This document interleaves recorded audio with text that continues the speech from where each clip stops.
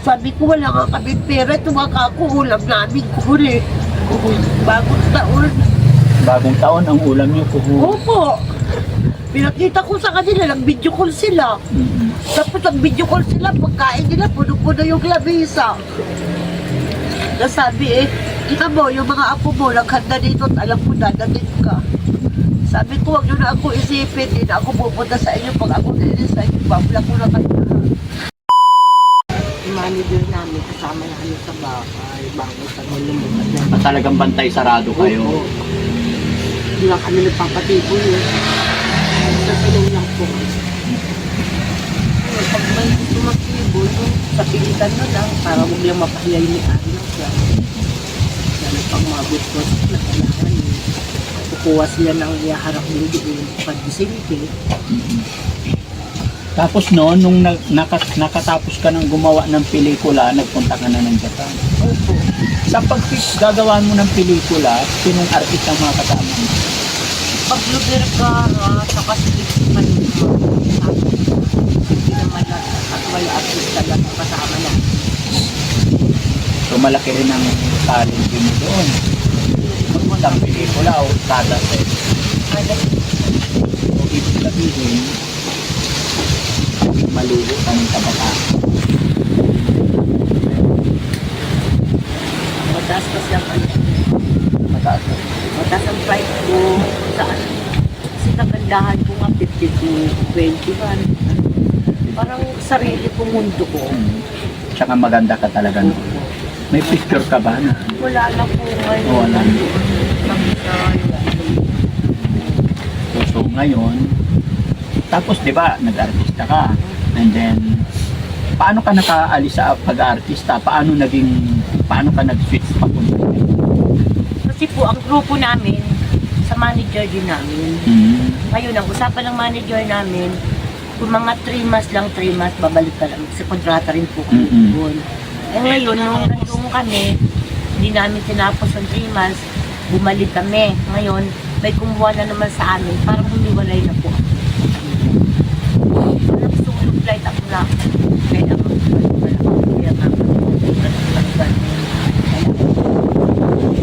So pumunta ka ng Japan, hindi kasama na mo, wala ka ng connection. Nakapunta ka naman ng Opo, sa ibang grupo naman po. yung pinuntahan mo. So, nung nasa Japan ka, natulungan mo na yun na ano ka na ibigay mo lang. Hanggang po sila ng isang bangkang malaki na yung lansa. Mga magkano. Nasa 100 lang. Anong taon? Mga 80s po. So, Kasi 83. Parang yata bagong ginagawa pa lang yung atin natin eh. so ibig sabihin, yung pera mo yun, malaki na yun. Pag na rin ng pamilya. At least nakatulong ka sa pamilya. Opo, yun lang naman po ang ko. Kahit nawala ko sila sa buhay namin. Kapit-lapit siya, galing yan sa kasamahan ko pasto. Sabi siya, nanay na, ato mo yan, may papaali, may pagpipigay ka ng bukas. Ay, nahiya na ba ako sa kasi bawat punta dito niya, dali ako ng almusal. Nadalami ka na lang. Opo. Ilan taon na yung anak mong dalawa? Yung isa 25, At 25. yung isa 30, tapos yung bunso ko, malo. Dito ko. So sa pangangalakal na, magkano naman ang kinikita mo isang araw? Pangalawang araw po ako nagbibili. Ay, every 2 days. So magkano? Every 2 days magkano? Isang kumikita po akong 500. So yun, 600. yun ang pinagkakasya. Maghapon yun umiikot para magpulit. Anong ginagamit mo pag nangalakal? Stroller lang po. Ay, stroller. Yung trolley lang. Opo, ilan yan po. Yung anak ko nga po, di na po nakapasok. Nahinto ko siya kayo. Ilan kayo magkakapatid na? 13 po. Ay, ang dami. Bunso po ako. Ikaw bunso. Kompleto pa yung 13 na. Hindi na po. 3 na lang po. 3 na lang yung natitira. Pangapat ikaw. Opo. May mga nagkaedad na rin. So, Nay,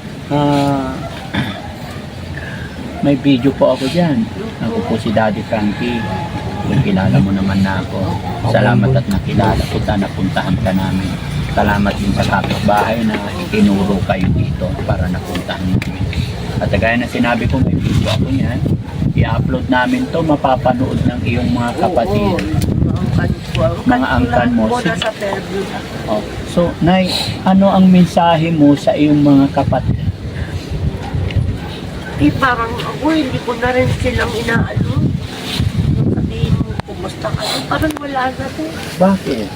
Naiinis po ako sa kanila kahit sa mga pamangkin ko. Katulad yung namatay yung pangalay namin. Ang sabi nila, yung kapatid ko, buso yung tita nyo, huwag nyo pakawalaan pag nakita nyo. Kasi matagal po din nila ako nakasama. Kala nga nila patay na ako, 38 years. Bago nila ako Sinabi nakita. ng kapatid mo nung namatay, huwag kang pakawalan. Oo, pinagbilin ako doon sa mga anak niya, sa mga pamangkin ko. Oh. Pero, nung kinuha na nila ako, umalis din po ako sa kanila. Ginagawa rin po nila ako patulong. Ay, ginagawa ka. Kasi may mga kaya po sila. Ay, mayaman sila. Ang ginawa ko, umalis na lang din po ako. Ibig sabihin, umalis ka na na may sama ng loob. Opo, kahit nung nung Pasko, bagong taon, magalit sila sa akin, yung isang pamangkin ko, bakit nila ako pumunta. Sabi ko, wala nga kami pera, tumaka ako, ulam namin kuhuli. Bagong taon. Bagong taon, ang ulam niyo kuho. Opo. Pinakita ko sa kanila, nag-video call sila. Tapos nag-video call sila, pagkain nila, puno-puno yung lamisa.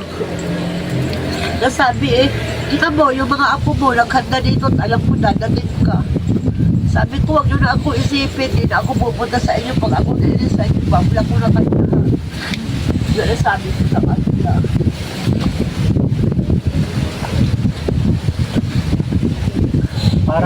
Parang ang lalim-lalim ng galit o sama ng loob mo sa kanila. Totoo yan, inaamin ko po yan. Bakit?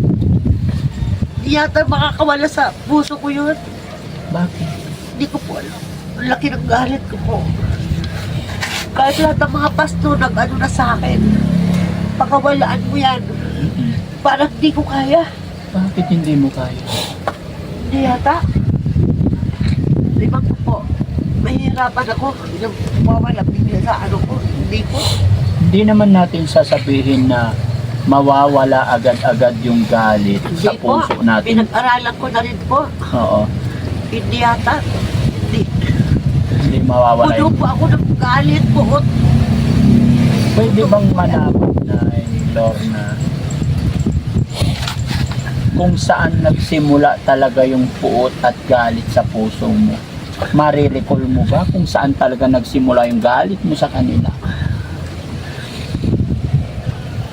Ang galit ko sa kanila, alam mo kung ano, yung lupa na napundar ko, tapos hindi nila ako sinabihan na, bunso, yung lupa mong napundar din na mama, pwede ibinta natin at paghatian na lang natin. Pero wala po. Bininta nila wala without knowing you, and then hindi ka nila shinare. Basta pa sa asawa ko sundalo. Basta pupuno po ako ng galit. Totoo yan. Pati sa asawa mo. Opo. Pinasok nila ako ng Corsilio. Sa Paumbong Bulacan. Ang dami ng pastor pumunta dito sa akin. Pinipilit nilang mawala ano ko sa bibig ko, pero hindi ko. Hindi pa rin mawala. Mamamatay na lang yata po ako. Nandoon pa rin yung galit ko. Ewan ko po. Hindi ko po alam. Kasi Nay, alam mo, sa batas kasi natin, habang ikaw ay dalaga pa or what, once na may binili ka na property at binigay mo sa magulang mo, kahit na halimbawa may asawa ka na, correct me mga kababayan if I'm wrong, no? Based lang to sa aking kaalaman.